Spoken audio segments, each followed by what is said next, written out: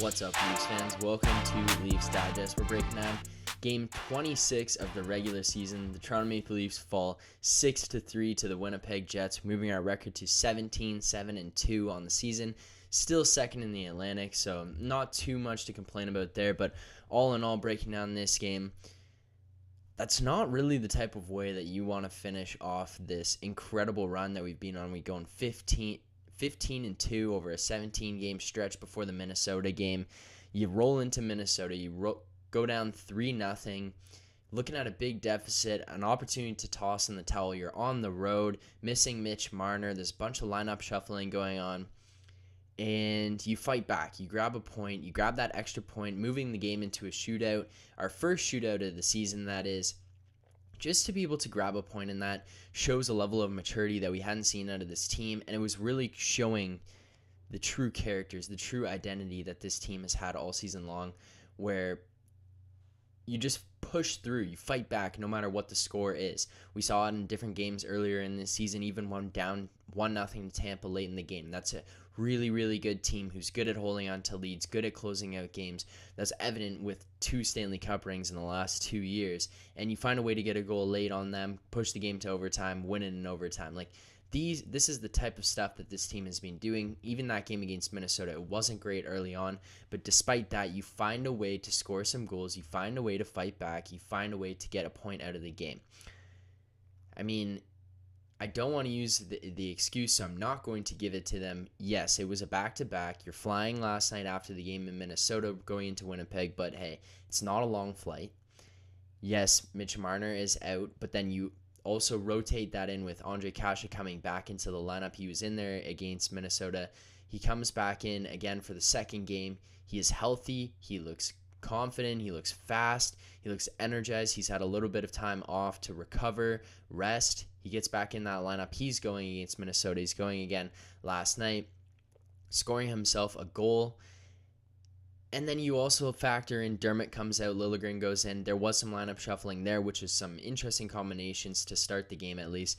Muzzin, Liljegren, Riley, Brody stick together, obviously, and then Sandy and Hall hopping on that lineup in that line together. Some interesting combinations. I guess they're just trying to mix some things up. Hall and Muzzin really have not been good this year. No matter what's been going on, they have not been able to find it. Even when Hall went out of the lineup, Muzzin kind of started to get it back a little bit, but even then, it was not back to what we've seen him be in the past couple of seasons. So they're still looking for something there, and they clearly did not find it last night, because this D all around in last night's game, not very good. They kind of got exposed. They got exposed for what happens when things aren't going well. Now, we've seen in games where everything is going well over that stretch, that 17-game stretch, even extended into that 18-game stretch, finishing off against Minnesota, is that they figured out ways to negate any defensive woes that they may have by contributing to offense, by moving pucks quickly, by making smart decisions. And now, I don't think last night's game is the true identity of what this D-core is. I think that's what happens when things are going really wrong for them. That's where that gets shown. It's just, hey, this is a really bad night all around for this D-core, and this is what's going to happen. We're going to get exposed a little bit when things are going really, really poorly, and hopefully, when it comes to playoff time, when it comes to something that's really important, they can elevate their play and just play above. Even when things are going bad, they can play above the level of this is really poor. Because last night, it was odd man rush after odd man rush. You start early, giving up Winnipeg a goal, go down. And it's just, these are types of things where pucks need to get through. You can't have shots being blocked all night long. Pucks need to get through onto the net. You need to be making the right, correct, timely pinches. And then I even look at it kind of trickled over from that game against Minnesota. There was a couple of times where it was a little bit irresponsible plays with the puck. I even look in that Minnesota game of Brody trying to make that pass out or flip the puck out, whatever he was trying to do off the defensive zone face-off where Foligno scores on the third goal. That's a little bit irresponsible play with the puck, and that kind of carried into last night's game where the entire D-core was doing it through the entire game, really. They were just making these poor, irresponsible decisions, not making smart plays with the puck, causing turnovers, causing these odd man rushes, causing blocked shots, and guys going the other way. And so really I think it's kind of started with the defense last night, and then Woll got brought back down to earth. This guy's had an incredible start to the season for the Leafs. He was undefeated. He was one of the save percentage leaders, one of the goals against average leaders in the NHL. A shutout in amongst his first 3 wins. It was his second game in the NHL. He grabs himself a shutout. There you go. Last night, it kind of brings him back down, humbles him a little bit. He gets lit up. Not all the goals are his fault, but there was a bunch that he's going to want back. I think about that Scheifele goal in particular, where Scheifele gets in alone, kind of just grabs it and sweeps it at the net. He's going to want that one back. The Kyle Connor shot, that's just an incredible shot. He's obviously going to watch some of the tape on that one and have some things to pick out as a goalie person particularly, but even look on the other end of things where the Matthews shot came from. That Matthews shot, it's just incredible. Like when you're a goaltender and that puck's going past you, you're barely even seeing that puck before it goes in. So those shots, incredible shots. But that being said, Joseph Woll did kind of get brought back down to earth a little bit. He's floating around in the clouds after this incredible start that he's had in the NHL with the Toronto Maple Leafs. So we did see some leveling out. And then again, as I mentioned, Mitch Marner was out for the second consecutive game. Line's still on the move. Things are moving around. Guys aren't a little as comfortable.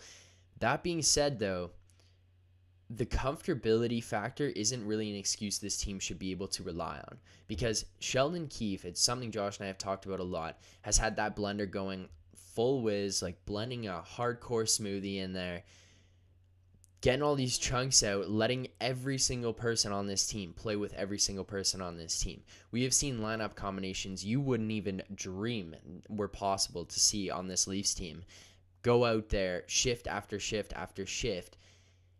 And I kind of feel like it's been for moments like this when a big guy does go out. Like when John Tavares goes out in the playoffs last year, it's so that anyone and everyone can be prepared to play with anyone and everyone. Because at that point, you can have comfortability and fluidity and chemistry with anyone in this lineup. You're not relying on these rigid lines of, hey, we played with this guy all season long. Now he's out. Now what do we do? Sheldon Keefe has given these guys an opportunity to spread some things out, play with different people, and it should have accounted for Marner being out. And I don't think the entire loss is on Mitch Marner being out. I think that maybe back-to-back games here, you're kind of looking for that guy to get back into the lineup, even if it is just for some energy and positivity, whatever else he brings that are intangibles from like his off-the-ice perspective, not just the magic that he does on the ice, but what can he bring off the ice. Now, with that being said, the big boys did not necessarily perform that well last night. When you run through some of the minuses, there's some notable ones on there that you don't like. But on the positive side of things, for our Auston Matthews play of the day,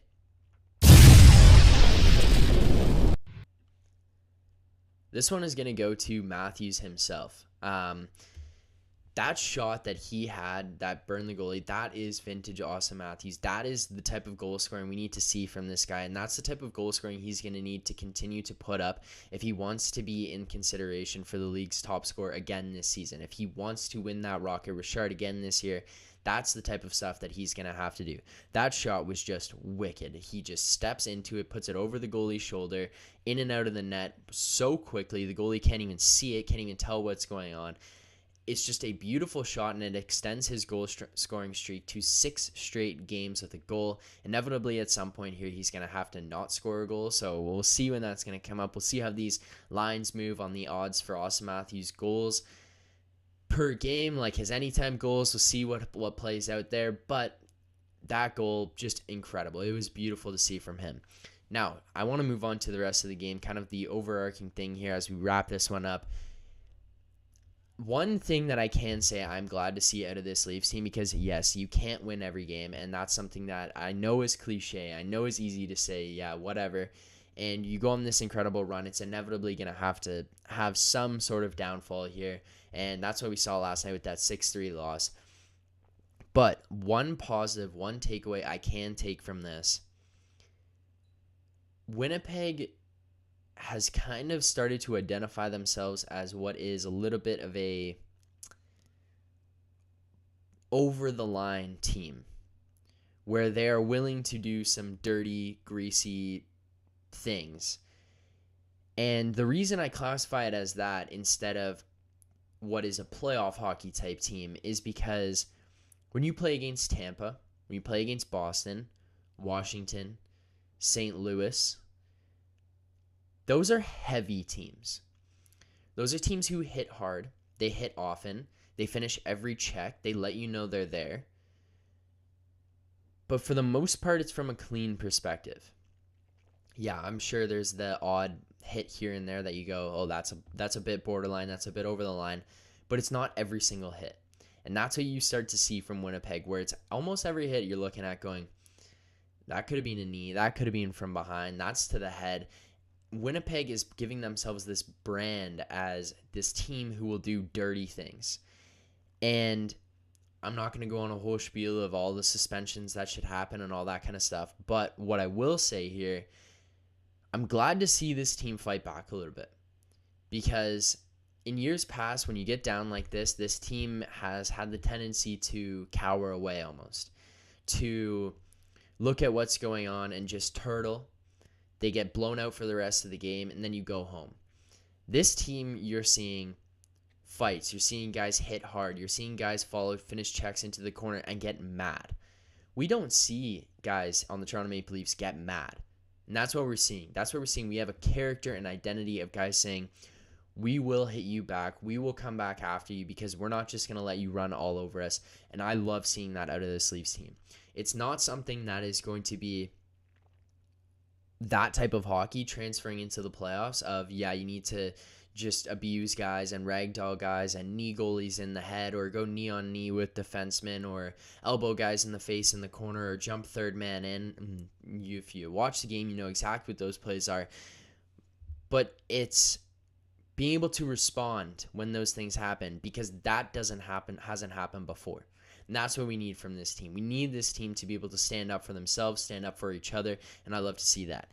Now, just breaking down some of the stuff that did go on. Hopefully, Kyle Clifford is okay. It looked like he may kind of have broken his hand or had some type of hand damage going on in the box there. We saw him icing his hand, sitting there, holding it, and then he ends up leaving the game with bunting. They just kick everyone out. At that point in time, Sandin, it looks like he might be out for a little bit here. Maybe we'll have an update video later in the day today. So if you are not subscribed to this channel, make sure you hit that subscribe button right now. Get the notifications for all of our videos that come out when they come out so you get notified. We're on the road to 2,000 subscribers, so every subscriber along the way counts. We appreciate you guys with all the support you've given us so far and all the support you guys continue to give. So if you're not subscribed yet, hit that subscribe button. Maybe we'll have a video later today breaking down some of the stuff that comes out of this, who's injured, who's not, who's going to be able to play going forward. But it does look like Sandin may be out for a little bit of time here. Now, the only other thing that I want to say, all the dirty stuff aside, I personally think that Logan Stanley should be facing some type of discipline for what he did on jumping in on Wayne Simmonds there. Wayne Simmonds is clearly in some type of altercation, fight, whatever you want to call it, with Morrissey, responding to what Morrissey did to him, elbowing him in the head. Logan Stanley jumps in, third man, over the top, grabbing Wayne Simmonds and just starts fighting Wayne Simmonds while Wayne Simmonds is preoccupied with another guy. That is the third man in. That should require some type of discipline. You can't just see a guy in a fight and just start to fight the other guy. Like, you're not allowed to do that. That is dangerous. It's not allowed. That should face some type of discipline there. But before we wrap this thing up, I want to get into our grades of the game. All right, for my grade of the game today, we're going to keep it real simple. I'm going with a C-. It's not the way you want to roll into Winnipeg out on this road trip here. Finishing it off, you go into Minnesota, you play this perfect game, high energy. You battle back from 3-0. You grab yourselves a point. You go into Winnipeg the next day. They're a good team. They're playing well. They got a good goaltender in there, and you just put up a stinker. And yes, the score became a little more respectable towards the end, where it was 6-3 as opposed to what it was earlier. But getting down that 5-1 disadvantage there, being back that much, it's going to be really, really hard to fight back from that. You don't want to put yourself in that position. You want to avoid it as often as you can, as much as you can. So that's kind of unfortunate to see us get down like that. You don't want to let it get out of hand, let it go to that point before you can even fight back, because even when you have that surge of the back-to-back goals where you make it 5-3, at that point there's not too much you can do even to come back, and you're looking at this going, wow, we just pushed hard, we got 2 more goals here, we're still facing a 2-goal deficit. That is a tough thing to battle back from. As far as that goes, the defense as well, not playing that well, that's going to bring the grade down. The forwards, you do get 3 goals, so that's good to see. Matthews gets on the board, but There was kind of some sloppy play, a lot of breakdowns, a lot of what looked like maybe just tiredness. Guys are just a little worn out right now on this road trip. You've got a bunch of different guys filtering in this lineup. Kyle Clifford ends up having to play last night. Mitch Marner out again, as I had mentioned. And then Dermott comes out, Liljegren slots back in. There's just some moving parts. You go into Winnipeg after having flown in there. Yeah, you're on the road, you're facing a good team, but you need to find a way to at least show up.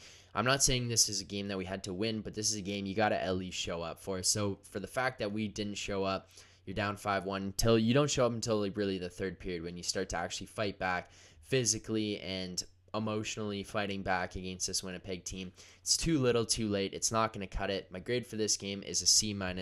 But hey, make sure you subscribe to this channel if you want to get more news, breakdowns of some things going on. The more injury updates we find out, we'll break it down on this channel. As far as that goes, we will see you guys on Tuesday, December 7th at 7 p.m. against the Columbus Blue Jackets. Keep believing.